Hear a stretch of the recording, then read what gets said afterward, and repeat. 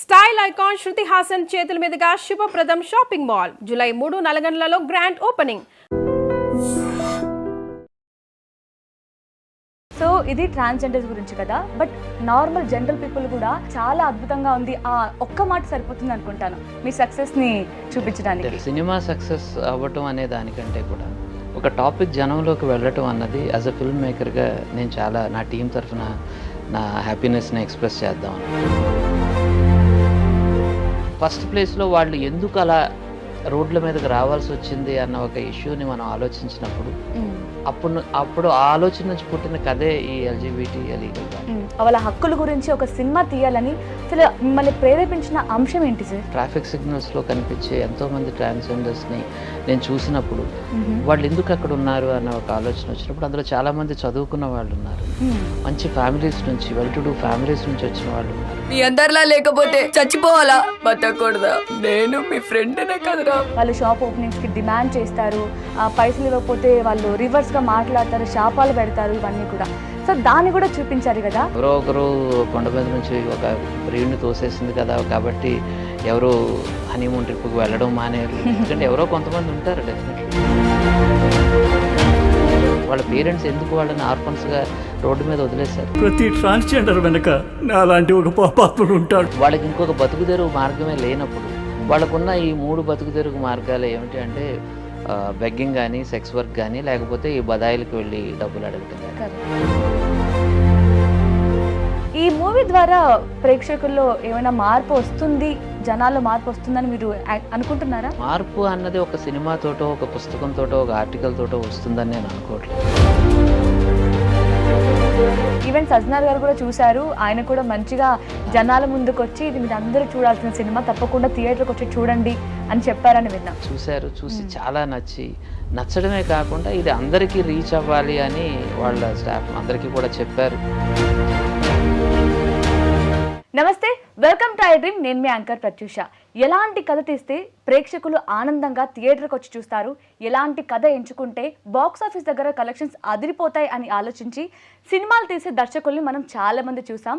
So సమాజంలో ఏం జరుగుతుంది, ఎలాంటి మార్పు తీసుకురావాలి అని కళ్ళ కట్టినట్టు థియేటర్లో చూపించే దర్శకులు చాలా తక్కువ ఉంటారు. సో అందులో ఒకరే డైరెక్టర్ పి సునీల్ కుమార్ రెడ్డి గారు. సో ఈరోజు మనతో పాటు ఉన్నారు. సో సరికొత్తగా ఎల్జీబీటీ అనే ఒక కొత్త కాన్సెప్ట్తో మన ముందుకు వచ్చారు. సో ట్రాన్స్జెండర్ కమ్యూనిటీ గురించి, వాళ్ళు ఫేస్ చేసే ప్రాబ్లమ్స్ గురించి, సమాజం వాళ్ళ పట్ల ప్రవర్తించే ప్రవర్తన గురించి, అలాగే వాళ్ళ హక్కుల గురించి అన్ని ఈ సినిమాలో చూపించారనమాట. సో ఇప్పుడు ఎంతోమంది ప్రేక్షకులు ఇష్టంగా థియేటర్కి వెళ్ళి చూస్తున్నారు. సో ఆ సినిమా గురించి, ఆ సక్సెస్ గురించి చాలా విషయాలు తెలుసుకుందాం. నమస్తే సార్. నమస్తే. ఎలా ఉన్నారు సార్? Doing good. సో చాలా హ్యాపీగా ఉన్నారు అనుకుంటాను. So firstly congratulations, LGBT super. అందరిలో చాలా ఆనందంగా ఉన్నారు ప్రేక్షకులు. సో ఈ సినిమా హిట్టా లేదా అని ఒక్క మాటలో చెప్పచ్చు. సో ఇది ట్రాన్స్జెండర్స్ గురించి కదా, బట్ నార్మల్ జనరల్ పీపుల్ కూడా అసలు ఇలాంటి సినిమా ఎప్పుడు వస్తుందా, ఎవరు తీస్తారని ఎదురు చూసాం. 2026లో వచ్చింది, చాలా అద్భుతంగా ఉంది. ఆ ఒక్క మాట సరిపోతుంది అనుకుంటాను మీ సక్సెస్ని చూపించడానికి. డెఫినెట్లీ. అంటే ఒక సినిమా సక్సెస్ అవ్వటం అనే దానికంటే కూడా ఒక టాపిక్ జనంలోకి వెళ్ళటం అన్నది యాజ్ అ ఫిల్మ్ మేకర్గా నేను చాలా నా టీం తరఫున నా హ్యాపీనెస్ని ఎక్స్ప్రెస్ చేద్దాం అనుకుంటున్నాను మీ మాధ్యమంలో. ఎందుకంటే బికాస్ ఒక సెక్షన్ని టోటల్గా సమాజం ఇగ్నోర్ చేసి వాళ్ళ కథలే చెప్పకుండా వాళ్ళని కేవలం ఒక కామెడీ కోసమో లేకపోతే ఉన్న అపోహల్ని ఇంకా పెంచడం కోసమో అలా ట్రీట్ చేస్తున్న సందర్భంలో వాళ్ళ సైడ్ ఉన్న ఒక స్టోరీని చెప్పే ఒక అవకాశం ఈ సినిమా ద్వారా తీసుకోవటం, దాన్ని ప్రజలు కమ్యూనిటీ ఇద్దరూ యాక్సెప్ట్ చేయటం అన్నది ఒక చాలా హ్యాపీ అండ్ హార్టనింగ్ ఇష్యూ అన్న. ఎందుకంటే సినిమా ఒక రకంగా ట్రాన్స్జెండర్ కమ్యూనిటీలో ఉన్న వాళ్ళని కానీ, గే కమ్యూనిటీలో ఉన్న వాళ్ళని కానీ ఎక్కువగా రెడికల్ చేస్తూ వాళ్ళని ఒక కామెడీ పీసెస్ లాగో లేకపోతే ఒక వర్డ్ ఒక డిఫరెంట్ దీంతో క్రియేట్ చేసి ఆల్రెడీ సమాజంలో ఉండే ఒక ప్రెజుడిసెస్ని ఇంకా పెంచడంలో హెల్ప్ చేసి ఒక రకంగా పెంచే. సో దాన్ని అన్లర్న్ చేయవలసిన అవసరం కూడా ఉంది. సో అలాంటి మిస్టేక్స్ చేసిన ఆ మెయిన్ స్ట్రీమ్ వీటిల్లో నేను కూడా ఒకటి ఉండొచ్చు. I'm sorry for that. ఇంతకుముందు ఆ ఇండస్ట్రీ తరఫు నేను కూడా అలాంటివి ఏమన్నా వాళ్ళని అలా చూపించడం కానీ చేస్తున్నప్పుడు. సో ఎందుకనంటే because it's a general perception, వాళ్ళని చూసిన వెంటనే మనం ఎలా రియాక్ట్ అవ్వాలని. కానీ ఫస్ట్ ప్లేస్లో వాళ్ళు ఎందుకు అలా రోడ్ల మీదకి రావాల్సి వచ్చింది అన్న ఒక ఇష్యూని మనం ఆలోచించినప్పుడు అప్పుడు ఆ ఆలోచన నుంచి పుట్టిన కథే ఈ ఎల్జీబీటీ లీగల్ బ్యాటిల్. ఎగ్జాక్ట్లీ. అంటే మీరు అన్నట్లు చాలా సినిమాల్లో వాళ్ళ గురించి చూపించారు, కమ్యూనిటీ గురించి. అంటే ఏదో ఒక స్టోరీ మలుపు కోసమో, లేదంటే ఒక ఎంటర్టైన్మెంట్ కోసమో, లేదంటే ఇలాంటి వాటికే మనం ట్రాన్స్జెండర్స్ని మూవీస్లో చూసేవాళ్ళం. బట్ ఎంటైర్గా టోటల్ ఫిల్మే వాళ్ళపైన, వాళ్ళ గురించి, వాళ్ళ ఫేస్ చేసే ప్రాబ్లమ్స్ గురించి, వాళ్ళ హక్కుల గురించి ఒక సినిమా తీయాలని అసలు మిమ్మల్ని ప్రేరేపించిన అంశం ఏంటి సార్? నేను గతంలో కూడా section of societies that which are not addressed in the mainstream cinema, వాళ్ళందరి గురించి సినిమాలు తీయాలి అనే ఒక ఆలోచనతోటే నేను నా ప్రయాణం స్టార్ట్ చేశాను. నా ఫస్ట్ ఫిల్మ్ దగ్గర నుంచి కూడా తర్వాత ఒక గంగపుత్రులు ఫిషర్మెన్ కమ్యూనిటీ గురించి తీసిన, ఒక గల్ఫ్ మైగ్రెంట్స్ మీద తీసిన ఒక గల్ఫ్ సినిమా అయినా కానీ, సో చాలా ఇష్యూస్ నేను టాపికల్ బేస్ మీద తీసుకోవటం జరిగింది. నేను ఇలా ఆలోచిస్తూ ఉన్న ఈ తరుణంలో ట్రాఫిక్ సిగ్నల్స్లో కనిపించే ఎంతోమంది ట్రాన్స్జెండర్స్ని నేను చూసినప్పుడు వాళ్ళు ఎందుకు అక్కడ ఉన్నారు అన్న ఒక ఆలోచన వచ్చినప్పుడు, అందులో చాలామంది చదువుకున్న వాళ్ళు ఉన్నారు, మంచి ఫ్యామిలీస్ నుంచి, వెల్ టు డూ ఫ్యామిలీస్ నుంచి వచ్చిన వాళ్ళు ఉన్నారు. వాళ్ళు కూడా ఒక 10 రూపాయల కోసం ఒక చెయ్యి చాచాల్సిన పరిస్థితి ఎందుకు వచ్చింది అని ఆ రీసెర్చ్ స్టార్ట్ చేసిన తర్వాత ఆ కమ్యూనిటీలో ఉన్న లీడర్స్ని ఎంతోమందిని నేను కలిసి ఐ గాట్ సెన్సిటైజ్డ్ ఫస్ట్. చాలా ఇష్యూస్ ఉన్నాయి వాళ్ళకి సంబంధించి. ఒక కమ్యూనిటీని టోటల్గా మనం చాలా సంవత్సరాలుగా ఇగ్నోర్ చేస్తూ వచ్చాం. మన భారత రాజ్యాంగం కూడా, ఒక న్యాయ వ్యవస్థ కూడా వాళ్ళని ఇగ్నోర్ చేస్తూ, ఆ కొలోనియల్ రూల్స్ ఏవైతే ఉన్నాయో వాటి ప్రకారమే వాళ్ళని ట్రీట్ చేస్తూ ఉండటం. 2014 వరకు నాల్సా జడ్జిమెంట్ వచ్చే వరకు అసలు వాళ్ళని మనుషులుగా కూడా గుర్తించకపోవటం అనేది, ఈ ఆర్టికల్ సెక్షన్ 377 ఏదైతే అన్యాచురల్ సెక్షువల్ యాక్ట్ ఏదైతే ఉందో, అప్పటి వరకు హోమోసెక్షువల్స్ని కూడా ఒక క్రిమినల్స్లా ట్రీట్ చేసిన సమాజంలో వాళ్ళ హక్కుల్ని కానీ, వాళ్ళ ఆలోచనలు కానీ సమాజం టోటల్గా గుర్తించకపోవటం. సాక్షాత్తు సుప్రీంకోర్టు న్యాయవాదులే మేము ఈ కమ్యూనిటీకి క్షమాపణ చెప్పుకుంటున్నాం అనే ఒక మాట, అనే ఒక స్థాయిలో మన వాళ్ళని ఇగ్నోర్ చేయడం జరిగింది. సో వాళ్ళందరి కథ చెప్పాల్సిన అవసరం ఎంతైనా ఉంది. సో అక్కడ పెయిన్ ఉంది, సమాజంలో ఒక ప్రిజుడీసెస్ ఉన్నాయి, ఆ రెండింటికి మధ్యలో ఒక వారధి కావాలి. నాకు తెలిసిన మాధ్యమం ద్వారా ఆ వారధిని క్రియేట్ చేయడం కోసం చేసిన ప్రయత్నమే ఈ ఎల్జీబీటీ. సో అంటే ఇదివరకు కూడా మీరు సమాజంలో ఏం జరుగుతుంది, వాటి వల్ల ఎలాంటి ఎఫెక్ట్ ఉంటుంది, అవి చూసైనా జనాల్లో ఒక చేంజ్ రావాలని అన్ని ఇలాంటి మూవీసే తీశారు మీరు. అంటే ఇలాగ తీస్తున్నారు కదా, ఇలాంటి ఆలోచన ఉంటుంది మీకు. అంటే ఇలాంటి ఒక కొత్త కాన్సెప్ట్తో ముందుకు రావడం కోసం వాళ్ళని అప్రోచ్ అయ్యారా, లేకంటే ముందే వాళ్ళ గురించి తెలుసుకొని వీళ్ళ గురించి చూపిద్దామని తర్వాత వాళ్ళని అప్రోచ్ అయ్యారా? నేను ఒకసారి వాళ్ళ మీద టాపిక్ చేద్దాము అనుకుంటున్నప్పుడు నేను నా రీసెర్చ్ నేను స్టార్ట్ చేశాను. నా లెర్నింగ్ కర్వ్ ఒకటి తెలియాలి. ఒక 10 మందికి ఒక విషయం చెప్పాలి అనుకుంటున్నప్పుడు నాకు ప్రజెంట్ ఆ క్లారిటీ రావాలి. కరెక్ట్. సో వాటి గురించి నేను కూలంకషంగా చర్చించడం కోసం ఆల్మోస్ట్ నేను ఒక 1.5 year పైన వాళ్ళతో ట్రావెల్ అయ్యాను. ఎవరెవరైతే దీనికి సంబంధించిన నాయకులు ఉన్నారో వాళ్ళని కానీ, లేకపోతే వాళ్ళ పేరెంట్స్ని కానివ్వండి, లేకపోతే న్యాయ వ్యవస్థలో ఉన్న ఎన్నో విషయాలు కానీ, ఇవన్నీ కూడా తెలుసుకోవటం. సుప్రీంకోర్టు అడ్వకేట్స్ దగ్గర నుంచి సెషన్స్ కోర్ట్ జడ్జెస్ వరకు నేను కలవటం జరిగింది. అలాగే దేశవ్యాప్తంగా ఉన్న ట్రాన్స్జెండర్ కమ్యూనిటీకి సంబంధించిన నాయకులు కానివ్వండి, లేకపోతే సంస్థలు కానివ్వండి, స్వచ్ఛంద సంస్థలు, వీళ్ళందరితో నేను డిస్కస్ చేసిన తర్వాత వాళ్ళ దగ్గర నుంచి తీసుకున్న నోట్సే నాకు కథా వస్తువుగా నేను దాన్ని మార్చుకోవడం జరిగింది. సో ద టాపిక్ టోటల్గా వాళ్ళ నుంచి నేను తీసుకున్నది. ఓకే.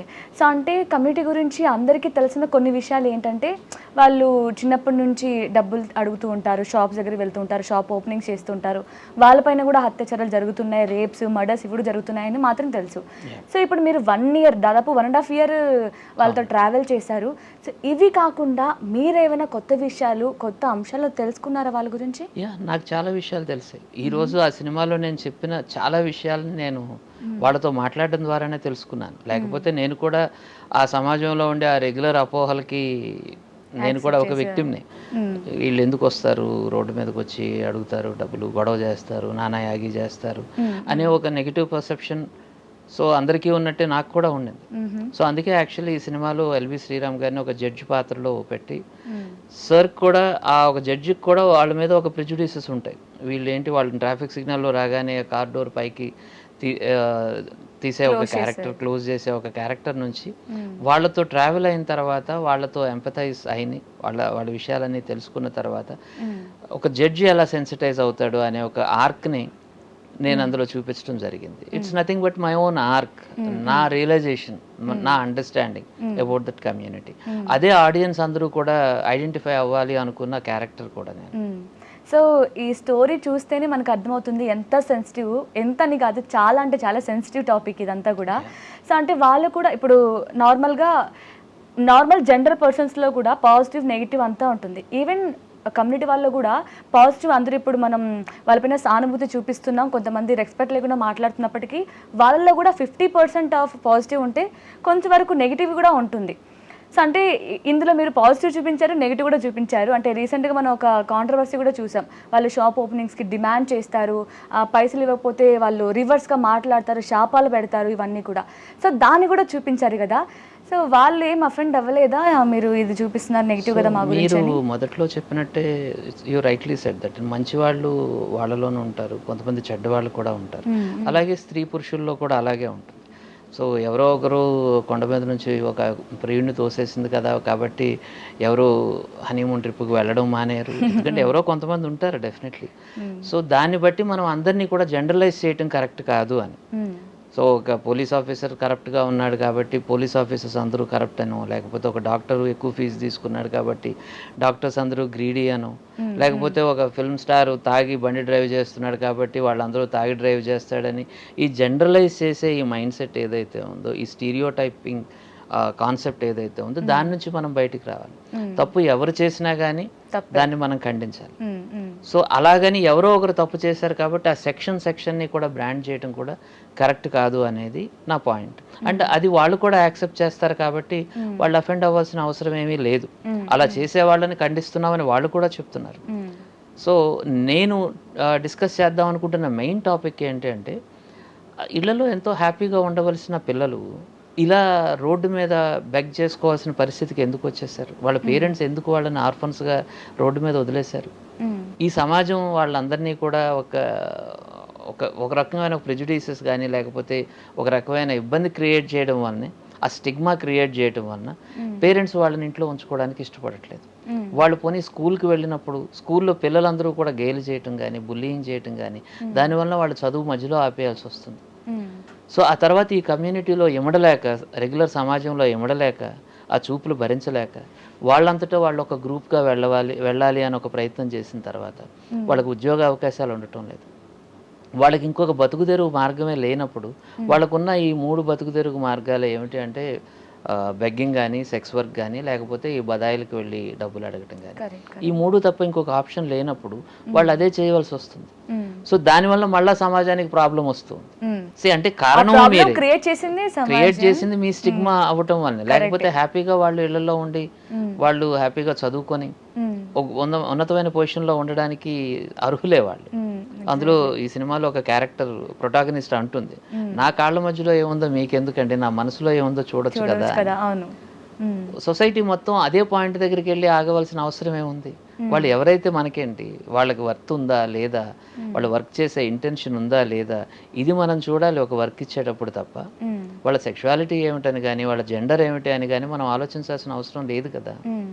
కేవలం ఆ ఒక్క పాయింట్ మీదే వాళ్ళని సమాజం నుంచి దూరంగా నెట్టేసి వెలివేసి వాళ్ళకి ఇంకొక బతుకుదెరువు మార్గం లేకుండా చేసి మళ్ళీ దాన్ని కూడా ఆక్షేపించడం అన్నది ఎంతవరకు కరెక్ట్ అన్నది ఇంకొక పాయింట్. సో ఈ విషయాలన్నింటినీ కూడా మనం సెన్సిటైజ్ చేయాల్సిన అవసరం ఉంది.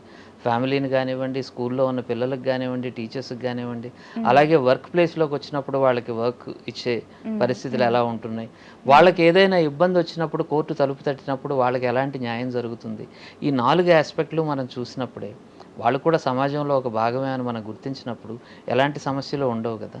అప్పుడు కూడా అందులోనూ కొంతమంది చెడ్డవాళ్ళు ఉంటారు, కొంతమంది మంచి వాళ్ళు ఉంటారు. ఇది ఎప్పుడూ మారనది, ఇది సమాజం తాలూకా composition. We cannot help it. Exactly. So ఇప్పుడు మీరు అన్నట్లు నిజంగానే ఫస్ట్ పేరెంట్స్ వాళ్ళని యాక్సెప్ట్ చేస్తే ఇన్ని ప్రాబ్లమ్స్ క్రియేట్ అవ్వకుండా ఉంటాయి.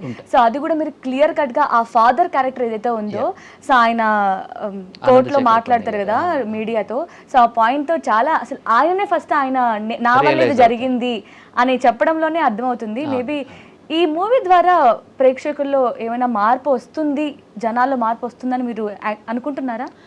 మార్పు అన్నది ఒక సినిమాతోటో ఒక పుస్తకంతోటో ఒక ఆర్టికల్ తోటో వస్తుందని నేను అనుకోవట్లేదు. బట్ కానీ మారడానికి సిద్ధంగా ఉండే సమాజానికి ఇంకొంచెం క్యాటలిస్ట్గా పనిచేస్తుంది.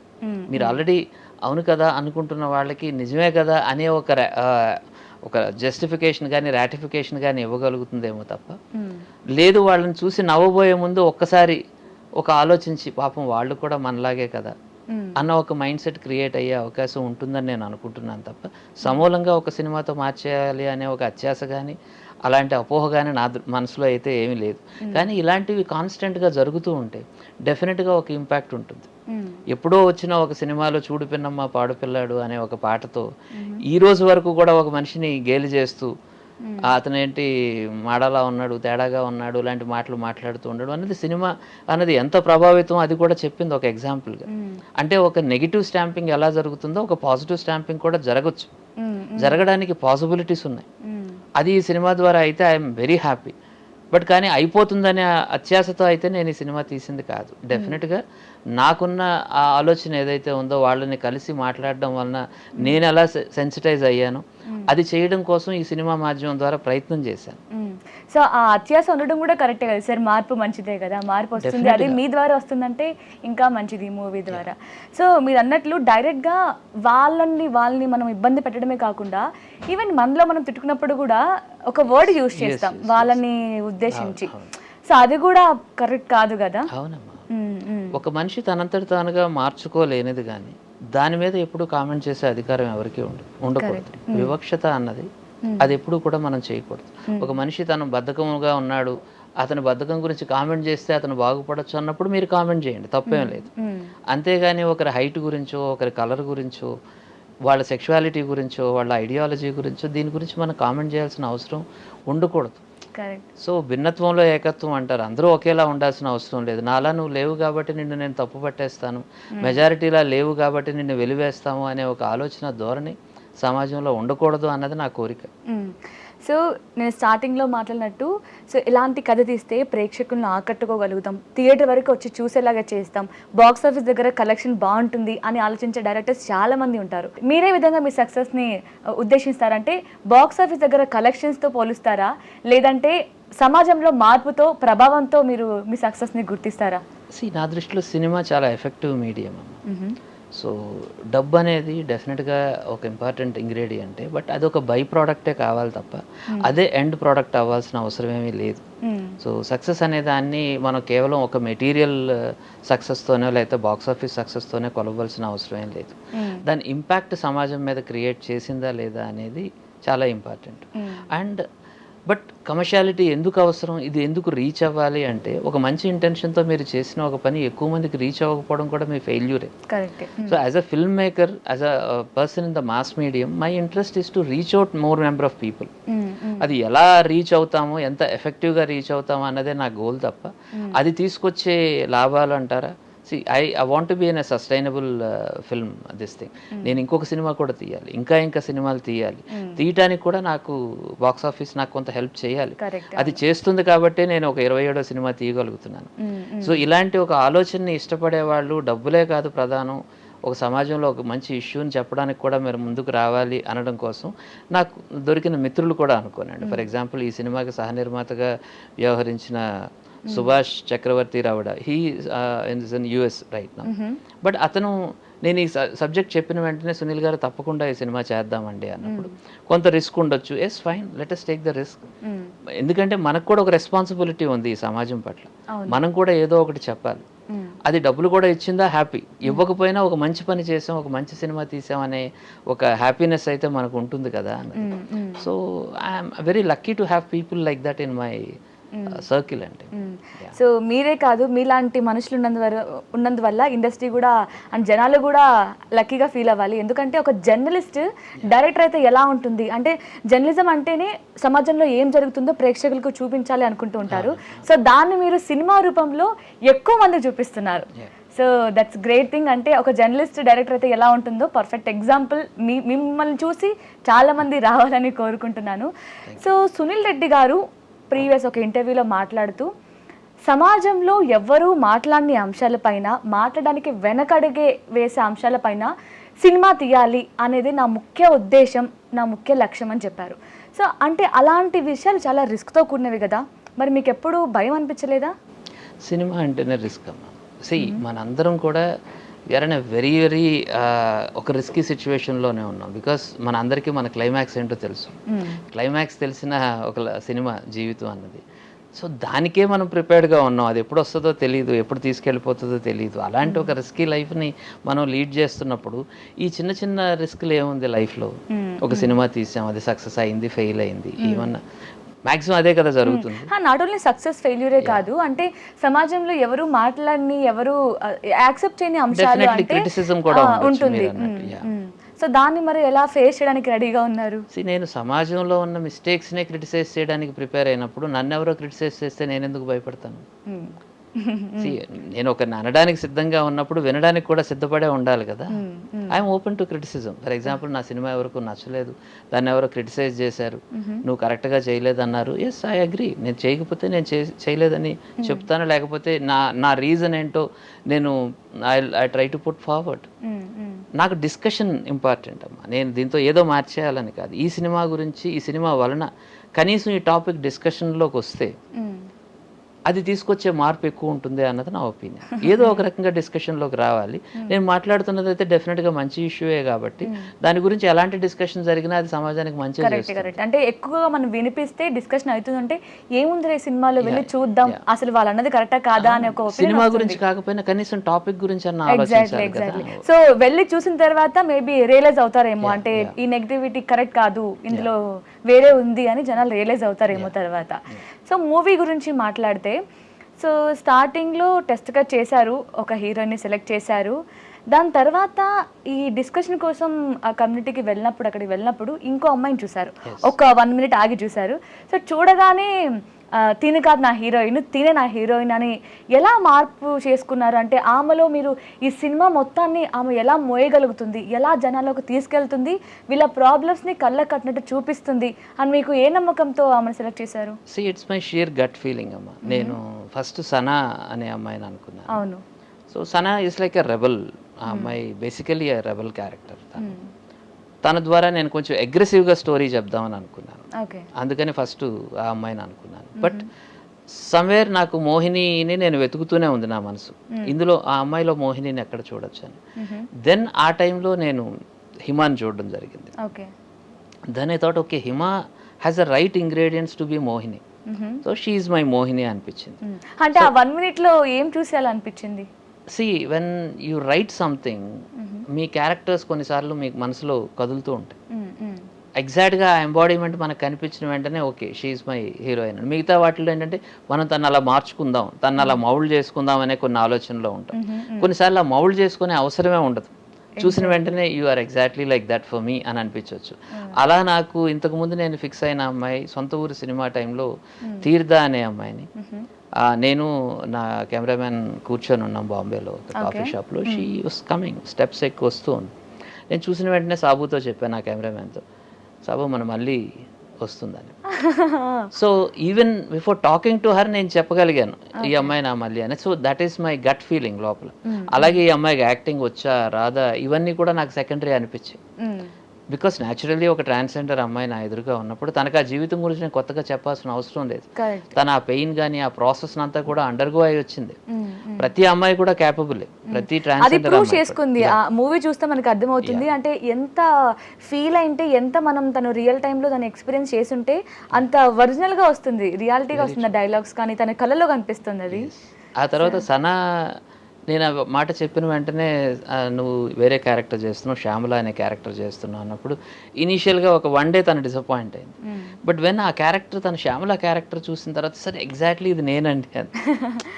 సో బికాస్ ఆ రెబల్ ఆ ఇది కావాలి, ఒక వల్నరబుల్గా ఉన్న ఒక మోహినికి ఒక సపోర్ట్గా నిలబడే ఒక శ్యామల, ఆ క్యారెక్టర్ నేను తీసుకొని రావడం వలన that became a wonderful choice అమ్మ.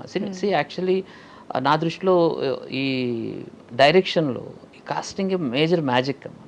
మనం కరెక్ట్ వాళ్ళని తీసుకుంటే వాళ్ళకి నిజంగా ఆ క్యారెక్టర్ అర్థమైతే సగం ఫిల్మ్ ఇట్ ఈస్ డన్.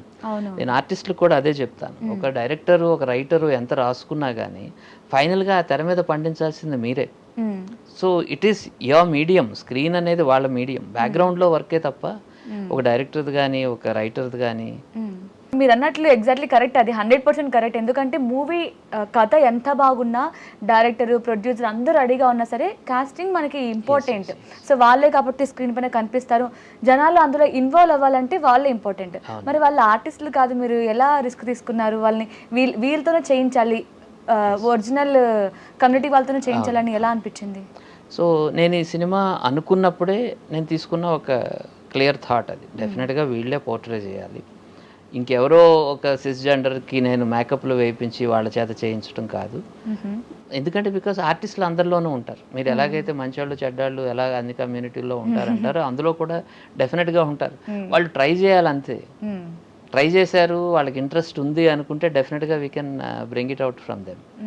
ఇంకొకటి ఏంటంటే ఒక తెలియని వాళ్ళకి మనం మొత్తం ఎక్స్ప్లెయిన్ చేయాల్సి ఉంటుంది. ఇంటర్నల్ జర్నీ ఉంటుంది. 2 జర్నీస్ ఉంటాయి ఆర్టిస్ట్కి. ఒకటి క్యారెక్టర్ని పట్టుకొని లోపల వాళ్ళు చేసే ఎమోషనల్ జర్నీ ఒకటి ఉంటుంది. ఇంకొకటి టెక్నికల్ జర్నీ ఉంటుంది. మీరు ఎలా నిలబడాలి, లైట్ ఎలా తీసుకోవాలి, ఎన్ని అడుగులు రావాలి, ఇదంతా కూడా. So this is an external journey. External జర్నీకి గైడ్ చేయడానికి 100 మంది ఉంటారు. ఇంటర్నల్ జర్నీని మనం ఇంజెక్ట్ చేయడం కోసం ఒక డైరెక్టర్గా నేను మ్యాక్సిమం చేయవలసిన ఎఫర్ట్ ఏంటంటే వాళ్ళకి ఆ పెయిన్ కానీ మొత్తం ఆ నడకంతా కూడా వాళ్ళకి నేర్పించాలి ఆ మనసులో.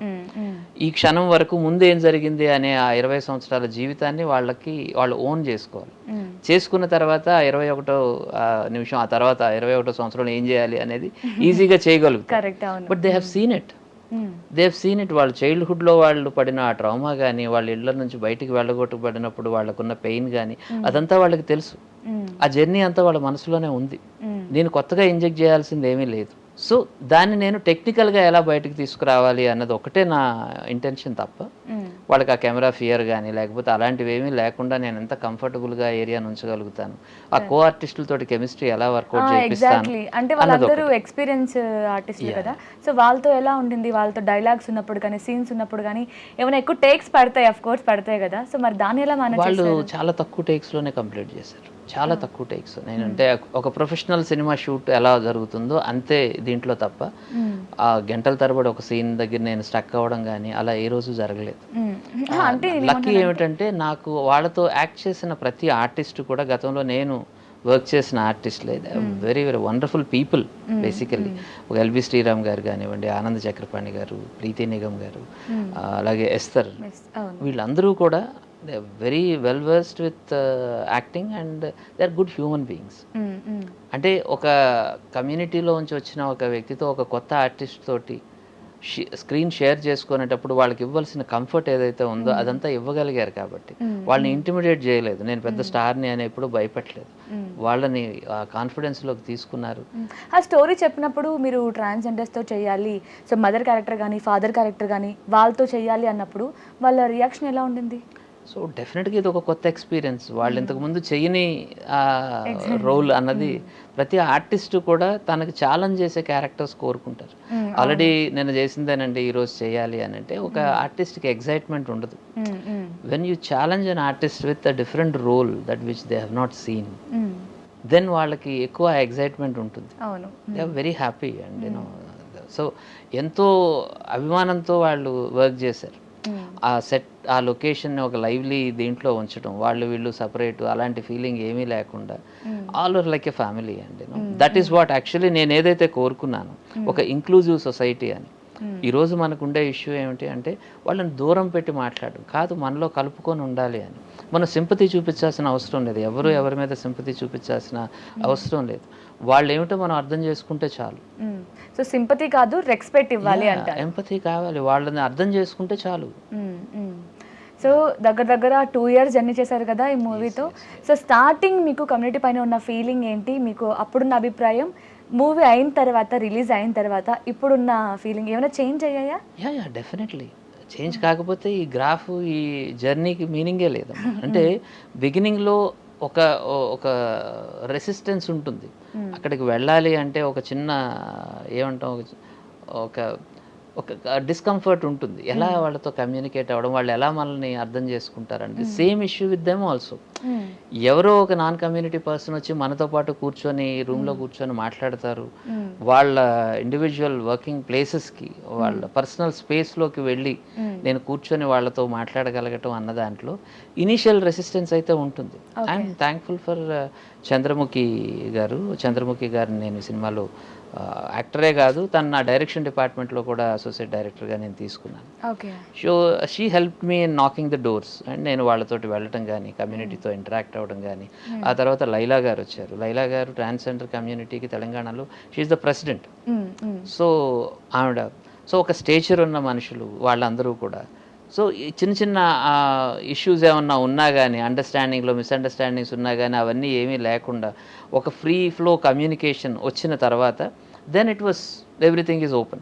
మిగతా కొన్ని విషయాలు ఏంటంటే చెప్పడానికి ఇష్టపడం. ఇప్పుడు for example if I ask something your personal details మీరు అడిగినప్పుడు, అది కూడా మూవీ కోసం అంటే ఇంకా కొంచెం ఒకలా ఫీల్ అవుతారు. అంటే ఒక ఇన్సెక్యూరిటీ ఉంటుంది. అందరికీ దూరంగా వచ్చేసారు, ఫ్యామిలీకి దూరంగా ఉన్నారు.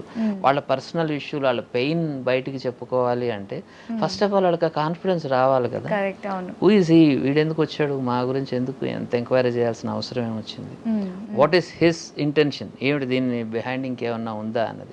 సి వీఆర్ ఆల్ అంటే ఒక రకంగా అందరూ ఒకరినొకరు సస్పెక్ట్ చేసుకునే ఇంటెన్షన్లోనే ఉంటాం కదా. ఒక గంగపుత్రుడు సినిమాకి వెళ్ళినప్పుడు తీద్దాం అనుకున్నప్పుడు కూడా నాకు ఆ కమ్యూనిటీతో ఒక one of the part of the community అయినప్పుడే నేను ఆ సినిమాని చెప్పడానికి ముందుకు వచ్చాను. ఫస్ట్ ఆఫ్ ఆల్ వాళ్ళతో నేను ఒక 6 months జర్నీ చేశాను, ట్రావెల్ చేశాను. దెన్ ఐ అండర్స్టూడ్ వాళ్ళ లాంగ్వేజ్ కానివ్వండి, వాళ్ళ ఇష్యూస్ కానివ్వండి, నాకు కూలంకుషంగా అర్థమయ్యాయి. The same is the case here also. Okay, so ఈ మూవీ చూసారంటారు, ఈవెన్ సజ్నార్ గారు కూడా చూశారు. ఆయన కూడా మంచిగా జనాల ముందుకు వచ్చి ఇది మీరు అందరూ చూడాల్సిన సినిమా, తప్పకుండా థియేటర్కి వచ్చి చూడండి అని చెప్పారని విన్నా. సో ఆయన మీతో ఏమైనా చెప్పారా?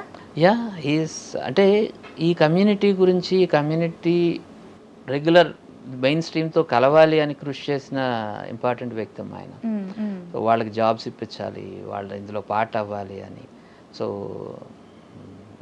చాలామంది ఎన్జిఓస్తో కలిపి వర్క్ చేశారు ఆయన, వాళ్ళని మెయిన్ స్ట్రీమ్లోకి తీసుకురావాలి అని. ముకుందమాల గారని ఒక ఈ క్వీర్ బంధు అని ఒక సంస్థ ఉంది.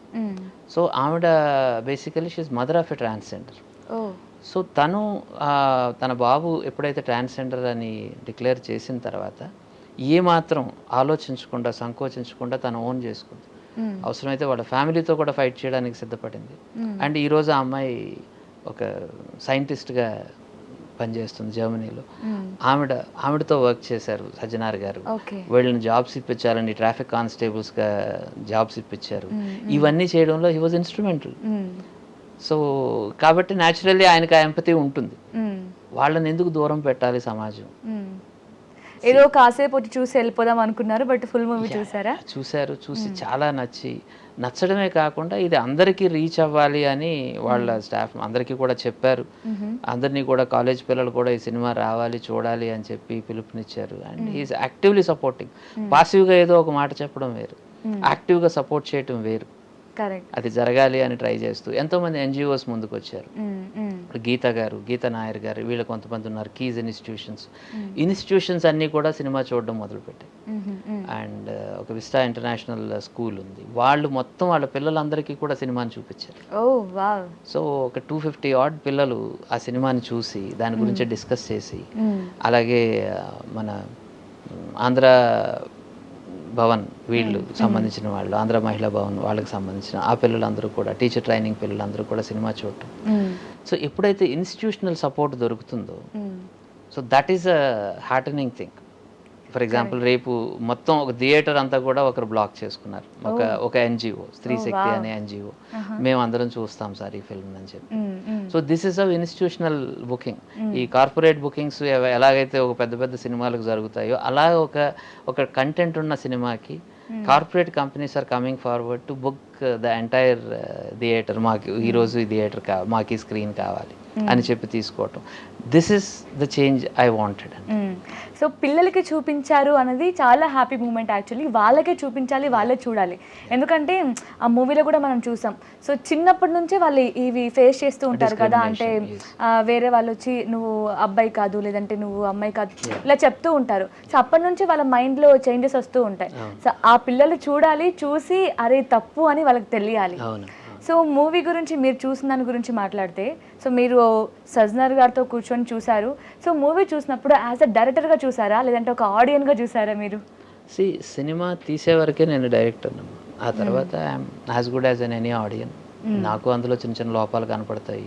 ఓకే, ఈ సినిమా గురించి ఏమైనా కనిపించాయా? Yeah there are certain things ఇంకా బాగా తీసి ఉండొచ్చు కదా, ఇంకా ఎక్కువ ఎఫర్ట్ పెట్టి ఉండొచ్చు కదా, ఇవన్నీ ఎప్పుడు అనిపిస్తూ ఉంటాయి.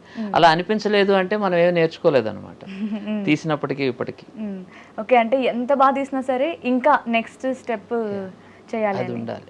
ఆ గ్యాపే ఒక టెక్నీషియన్కి ఎప్పుడు హెల్ప్ అయ్యేది, ఒక రైటర్ని ఎప్పుడు కూడా ముందుకు నడిపించేది. You have done the best అని అనుకున్న రోజు there is nothing left to do anything. Correct. So ఇంకా అయితే సునీల్ రెడ్డి గారి నుంచి ఏవైనా కమర్షియల్ మూవీస్ ఎక్స్పెక్ట్ చేయొచ్చా, లేదంటే ఇంకా ఇదేనా? This is a commercial film for me. ఎందుకంటే నేను చెప్పాను కదా, టికెట్ పేయింగ్ ఆడియన్స్ థియేటర్కి వచ్చి టికెట్లు కొనుక్కొని సినిమా చూస్తున్నారు అనేది, దట్ ఇట్ సెల్ఫ్ ఇస్ ఒక కమర్షియల్ ఫిల్మ్కి ఉండవలసిన లక్షణం.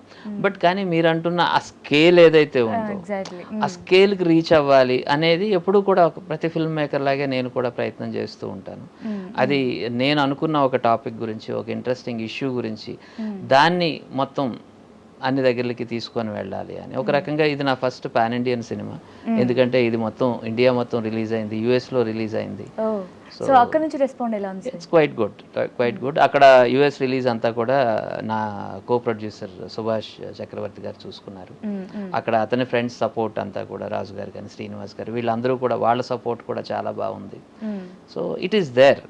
అంటే ఇది వరల్డ్కి సంబంధించిన సినిమా, వరల్డ్కి మన Indian side of the story, LGBT కమ్యూనిటీకి సంబంధించింది. ఇది కేవలం ట్రాన్స్జెండర్స్ గురించే కాకుండా గే కమ్యూనిటీ గురించి కూడా నేను ఈ సినిమాలో డిస్కస్ చేయడం జరిగింది. ఎందుకంటే ఎన్నో silent failures in marriages are happening because of this, ఈ సైలెన్స్ వల్ల. సో ఎల్జీబీటీ తీసిన తర్వాత, రిలీజ్ అయిన తర్వాత, సో మీకు చాలా మంది దగ్గర నుంచి చాలా కాంప్లిమెంట్స్ వచ్చే ఉంటాయి కదా. సో మీకు తృప్తిగా అనిపించిన కాంప్లిమెంట్ ఏమైనా ఉందా? సో కొండవీటి సత్యవతి గారు అని ఒక ఫేమస్ పాపులర్ సోషల్ వర్కర్ అనమాట, ఆవిడ కన్నీళ్ళు ఆపుకోవడం చాలా కష్టమైందండి చాలాసార్లు నాకు అని చెప్పటం. ఆవిడ ఎంతోమంది ట్రాన్స్జెండర్ జీవితాలని మార్చి వాళ్ళకి ఎంతో కల్పిస్తున్న భూమిక అనే ఒక సంస్థ రన్ చేస్తూ ఉన్నారు. సో ఇలా ఎంతోమంది వెన్ దే సే ఇట్, ఇది మా జీవితం, it's replica of my life అని వాళ్ళు ఆ కమ్యూనిటీ వాళ్ళు చెప్తున్నప్పుడు కానీ, వాళ్ళు ఇస్తున్న సపోర్ట్ కానీ, their presence in the theatre, ఒక ట్రాన్స్జెండర్ వీళ్ళ కమ్యూనిటీ పక్కనే మిగతా పిల్లలందరూ కలిసి ఒక సినిమాని చూడటం అని కానివ్వండి. Correct. So this is something very heartening. So మీరు అన్నట్లు బాక్స్ ఆఫీస్ దగ్గర కలెక్షనే ఇంపార్టెంట్ కాదు. సో అది ఒక 10% అయితే మీకు 90%, ఈవెన్ 99% కూడా దీంతోనే సక్సెస్ అయినట్టు ఫీల్ అవుతున్నారు కదా. యా. సో ఇప్పటి వరకు కార్మికుల గురించి, మత్స్యకారుల గురించి, ఇప్పుడు ఈవెన్ కమ్యూనిటీ గురించి కూడా చేశారు, ట్రాన్స్జెండర్స్ గురించి. సో నెక్స్ట్ సమాజానికి ఉపయోగపడే ఏ కాన్సెప్ట్తో మా ముందుకు వస్తున్నారు? సో నెక్స్ట్ ఒక 3-4 సబ్జెక్ట్స్ మీద వర్క్ చేస్తూ ఉన్నాను, టాపిక్స్ మీద. అండ్ నాకు బాగా మనసుకు నచ్చిన ఒక టాపిక్ చిల్డ్రన్ ఫిల్మ్కి సంబంధించింది. నేను గతంలో ఒక 2 చిల్డ్రన్ ఫిల్మ్స్ తీశాను, హీరో అని, ఛాన్స్ అని 2 ఫిల్మ్స్ కూడా. ఇక్కడ చిల్డ్రన్ ఫిల్మ్స్తో మనం సమాజానికి ఒక ఎఫెక్టివ్ మెసేజ్ ఇవ్వచ్చు. అంటే పెద్దవాళ్ళు మారడానికి రెడీగా ఉండరు, కరెక్ట్, అవును, బట్ చిన్నపిల్లలు మారడానికి అవకాశాలు ఎక్కువ ఉంటాయి. సో చిల్డ్రన్ ఫిల్మ్ అనేది చాలా ఇంపార్టెంట్ సాధనం సినిమాకి సంబంధించినంత మటుకు. ఒక సైన్స్ ఫిక్షన్ ఫిల్మ్ ఒకటి ఒక పెద్ద స్కేల్లోనే ఒకటి ప్లాన్ చేస్తున్నాను, అదొకటి ఉంది. అండ్ గల్ఫ్కి సంబంధించి నేను ఆల్రెడీ వర్క్ చేస్తూ ఉన్నాను, ఆ మైగ్రేషన్ ఆస్పెక్ట్స్కి సంబంధించిన 1-2 సబ్జెక్ట్స్, అలాగే ఒక మెడికల్ సైడ్లో ఒక సబ్జెక్టు. ఇలాగ I'm just planning 3-4 subjects as of now. And mostly ఈ ఇయర్ ఒక 1 or 2 స్టార్ట్ చేసే అవకాశం ఉంది. ఓకే. సో అతి తొందరలోనే మళ్ళీ మా ముందుకు రాబోతున్నారు అయితే. By December I will definitely come to you. Nice sir. So ఇలానే చాలా సినిమాలు కంటిన్యూ చేయాలి. సో ఇలా 1, 2 కాదు ఎన్నో చేయాలని కోరుకుంటున్నాను. Thank you so much sir. Thank you. And for more videos, Please subscribe to iDream channel. Subscribe to iDream Media. Please subscribe to iDream. Please subscribe to iDream. Please subscribe iDream. And please subscribe to iDream. For more videos, subscribe to iDream. please like, share and subscribe to the channel. Congratulations, iDream.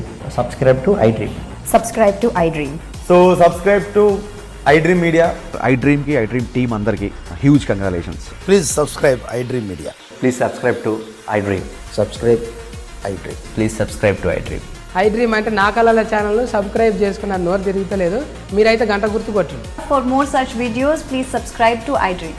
Subscribe to iDream. Please subscribe to iDream. Please subscribe iDream Media. Please do subscribe to iDream. Please subscribe to iDream Media. For best entertainment and information, please subscribe iDream. And don't forget to subscribe to iDream.